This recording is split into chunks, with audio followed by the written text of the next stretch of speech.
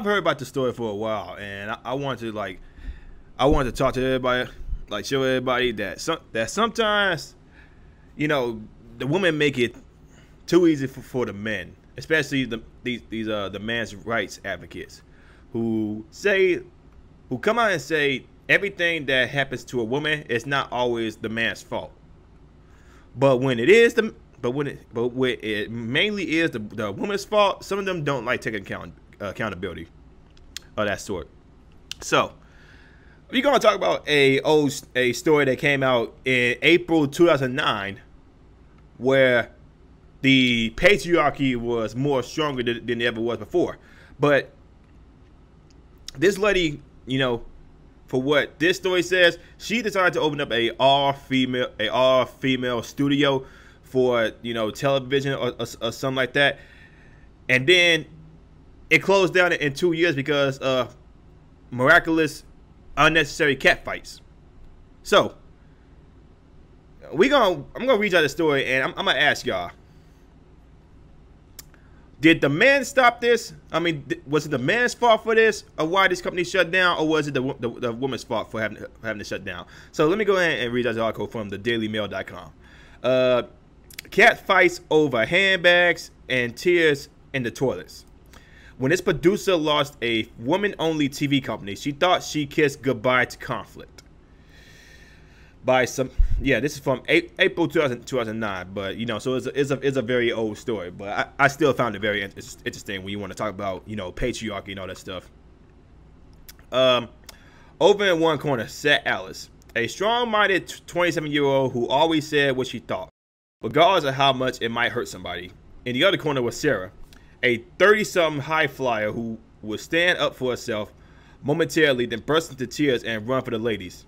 The simmering first fight lasted hours, egged on by spectators taking sides and fulfilling the anger. Sometimes other girls would join in, either heckling aggressively or huddling defensively in the toilets.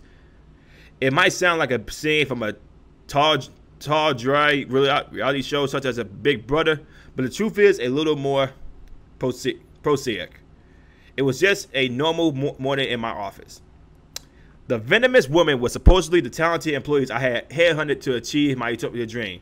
A female-only company with happy, harmonious workers benefiting from the absence of men. Yeah, because apparently, working with men is such a bad thing, especially for some of these women out here who again claim that never had any type of relationship with a man, but then they still say all man bad.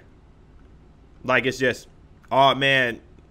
Especially nowadays, with some men don't even want to be close to women because of certain allegations that might put them in jail. So let's go ahead and keep reading this. It was an idealistic vision, swiftly shattered by the nightmare reality. Constant bitchiness, surging hormones, unchecked emotions, attention-seeking, and fashion rivalry so fierce it tore my stuff apart. So, guys, again, an all-female company. It became so hectic because these women were more worried about what this other girl was wearing than actually trying to make it work, trying to make this company reach the big time. When I read the other day that Sienna Miller has said there was no such thing as a sisterhood, I knew what she meant. I can understand why people want to believe that women look out for each other, because when men in power at work and in politics, it makes no sense for us to stick together. In fact, there was a time when I believed in the sisterhood, but that was before women at war led to my emotional and financial ruin. You see that? She's blaming the woman right here for her downfall, because again, it was an all female company. So you can't blame men. You can't blame men you can't blame the patriarchy and all that stuff for this feeling. It was all because these certain women and at this company messed up this one lady's dream of opening up her own studio for a TV series or something like that. 5 years ago, I was working as a TV executive producer, making shows for top channels such as MTV and based in Los Angeles. It sounds like a dream job, and it could have been if I had been male. Yeah, because apparently, even during this time in 2009, you still had Ellen, you had Oprah, I'm pretty sure you had Sarah Williams, or was it Wendy Williams? Yeah, Wendy Williams. I'm sorry. And then there was still those chicks on The View who had that I think that TV show since 2003. The View. It's been there since I think 2003, 2004. So yeah, obviously women have been going anywhere for a long time. Working in TV is notoriously difficult for women. There's a powerful old boys network, robust glass ceiling, and the majority of bosses are misogynistic males. I just gave y'all some examples of women who have made it big in the TV. So that she obviously was in her own little world right there. Gradually, what had started out as a daydream, wouldn't it be great if there were no men where I worked, turned into an exciting concept. I decided to create the first all-female production company where smart, intelligent, career-oriented women could work humorously, free from the bravado of the opposite sex. In hindsight, I should have learned the lessons of my past. At my mixed secondary school, I was bullied by a gang of nasty name-calling girls, so I knew only too well how nasty groups of women could become. So she knew how bad it could be, but instead she still goes on with this little facade that man bad because we're men. So, and it's obviously came back to bite her in the butt. As working in TV, I met lots of super competitive door slammers who do anything to get to the top. But I told myself that with the white women, work could be wonderful. So in April 2005, I left my job, remortgaged my house, freeing up close to 100,000, I'm guessing that's euros, and began paying myself just $700 a month to set up the utopian business. Having worked extremely hard for 12 years, I had lots of experience and a good reputation. What could go wrong? Picking my battles. I hired a team of 7 staff and set up an office in Richmond upon Thames Surrey. I don't know what exactly where that's at. While the women I interviewed claimed to be enthused by the idea, they still insisted on high salaries. Fair enough. I thought at that time they are professionals, and I knew most of them were talented and consensuous because I worked with them before. But within a week, 2 cliques had developed. Those who had worked together before and those who were producing new ideas. Most days would bring a poignant moment when some people were invited for lunch or a coffee break, and some weren't.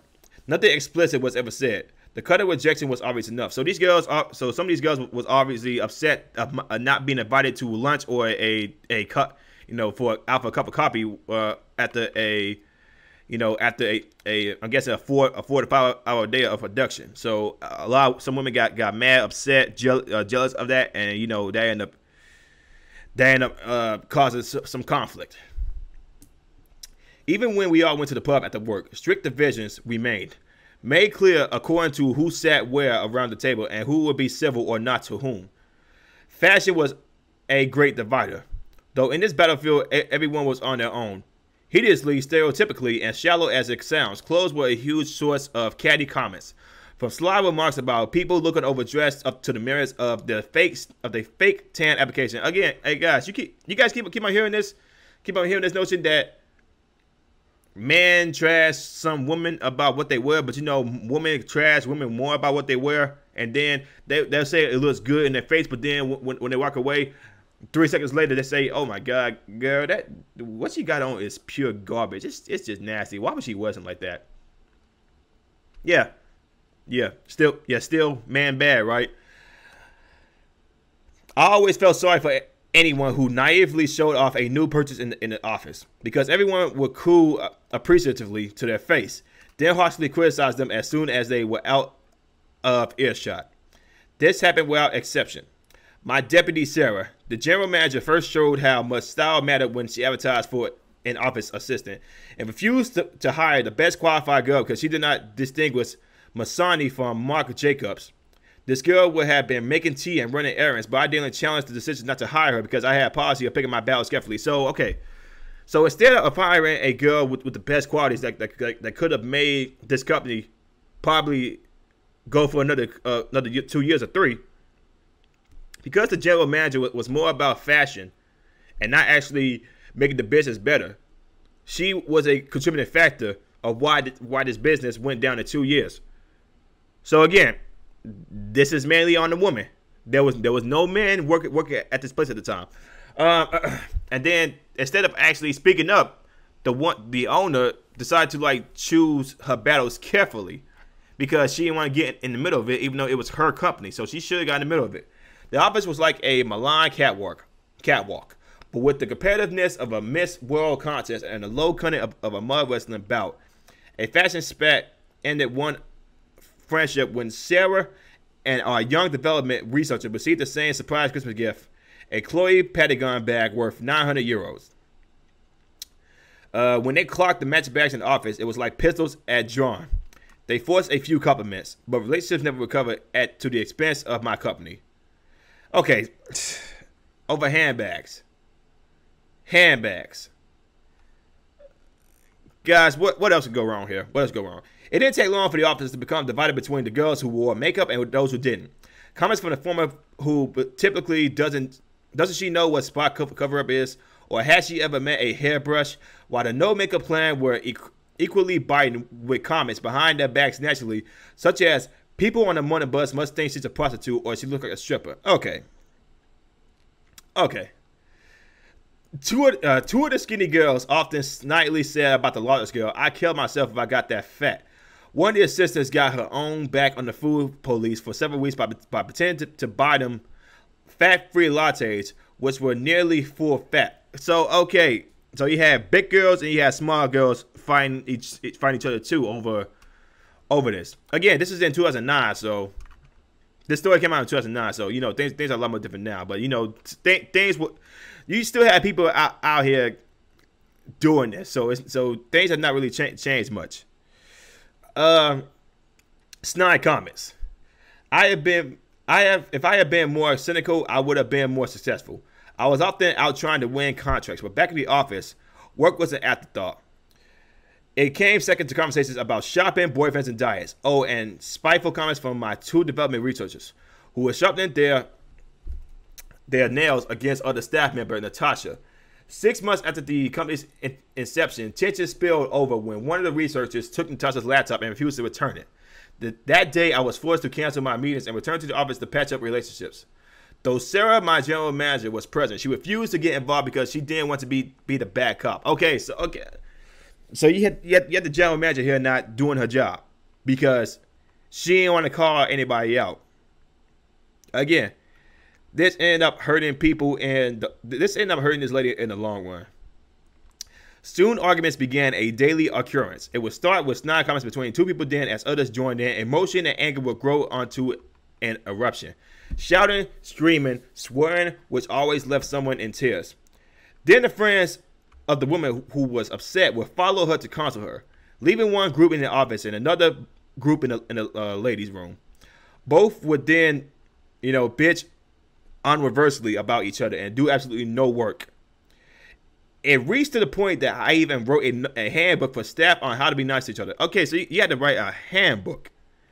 Yeah. Man bad. Okay, yeah, man bad. But let's keep on going with this. The worst type I encountered, however, was the passive-aggressive she doesn't seem mean, but it's the worst of the pack. Ruthlessly bringing you down in such a sweet and assuming manner that you don't realize what she's done until after the event. Okay, so picking the battles. Obviously a fail. Broken hearts. But, okay, so let's go in. At that time of the month, which in an office staffed only by women, meant someone was always at the point. Any bad move was swiftly passed on to the rest of them as if by osmosis. Hormones came second as an excuse for absence and bad temper only to love life problems. When one woman split up with her boyfriend, I was told in uncertain terms by her that I must be super understanding and sensitive towards her at work. In the email she sent me, a true drama queen, her tears went on for a week. Imagine this if you was a guy. Imagine you get dumped by your girlfriend and you was a guy and you came to work. Hey, boss. Hey, me and my girlfriend just broke up. I can't come in today, man. I apologize. Imagine be like, what the hell are you talking about? Talk about that? What does breaking up with your girlfriend had to do with you performing your work? And you better come in here and get to work. That's an unexcused absence. Come in here or you're fired. Naturally, her enemies in the office delighted in a broke heart. Another girl juggling two relationships at once frequently primed everyone in the office about what to say to whom whenever either the man called the office. Another woman had a voracious sexual appetite and in a female-only environment saw nothing wrong with screeching across the open plan room details of her marathon sex sessions. I received frequent complaints about her cruel language. So again, you had these chicks expressing themselves wholeheartedly, and some girls didn't even want to hear that crap. Okay, but let me go ahead and continue this. Okay, okay, the lack of here's the part that I want to get to. The effect a lack of testosterone was having in our office was even more apparent when I temporarily hired 2 male directors to work on the series. Camera operators are usually men because of the heavy equipment. The team suddenly became quieter, more hardworking, and less bitchy, partly because they were too busy flirting. So when this chick did bring a couple guys in, the woman started to like get more inclusive with the work, because now they see, okay, it's a competition about who can woo the man the most. 2 girls openly went after one director, even though he had a living girlfriend. His partner didn't stand a chance against their relentless flirting, and was dumped when one of them won his affection. So now you got a home wrecker. Okay, when we had meetings with men, staff turned ferocious, each out to prove that they were the sexiest in the room. With a male commissioner at Channel 4, one employee said, "Watch this," then stuck her hand down her bra and tweaked her nipples. The man and I were speechless. In this climate, I didn't dare employ any men because of the distraction and even worse, catfights they created. I hate how much that sounds like stereotyping, but I'm afraid it's what I found to be true. And while I stand by my initial reason for excluding male employees, because they have an easy ride on TV, if I were to do it again, I'd definitely employ men. In fact, I'll probably employ only men. So guys, here we have a story of feminism basically getting thrown into this woman's face, because while she was going for this all-female studio, because she did this whole if I hire men, it'll be all bad, so let's hire all women. She hired all women, and then these women cost this lady her dream job and a whole bunch of money, where she had to mortgage her house, and I think I'm pretty sure she also had to sell some of her cars in order to pay some bills. But it still went down in 2 years, and now that chick was ticked off. She was ticked off, understandably so, because you had these women who was mainly about doing their nails, makeup, handbags, what clothes they were wearing, instead of actually doing their work. Guys, sometimes women make it too easy for us to call them out on some of their BS when it comes to feminism. Feminism is still a joke, but this story just took the cake. But I'm still going to ask this question: was it men's fault for this woman's behavior, for this woman's business failing, or did the woman fail it, and the sisterhood was not behind her back? Let me know what y'all think about it in the comments below. If you guys like what I'm saying, like, comment, subscribe, share the video, hit the notification bell. We'll see y'all next one. Peace. Also, make sure you join me on my Discord. You know, the links are in the description below. You guys want to have a conversation, want to talk. You guys want to promote your own videos. You want to talk about gaming, movies, and TV shows, or politics. You know, just, hit that link in the description box below, and let's have a chat. Also, make sure you follow me on my Twitch. I'll be on my Twitch sometimes, just playing games, just be chilling. Some new games coming out this year that I want to play, especially when it comes to, like, Resident Evil games. And just make sure you subscribe there, you follow me there, and let's have some fun. Also, make sure that you do like, comment, and subscribe to my channel, because the YouTube algorithm is hurting everybody at this point, and they do not like seeing small guys like myself grow. So make sure you like, comment, subscribe, because your man try to get paid here, people. It don't take nothing but a second.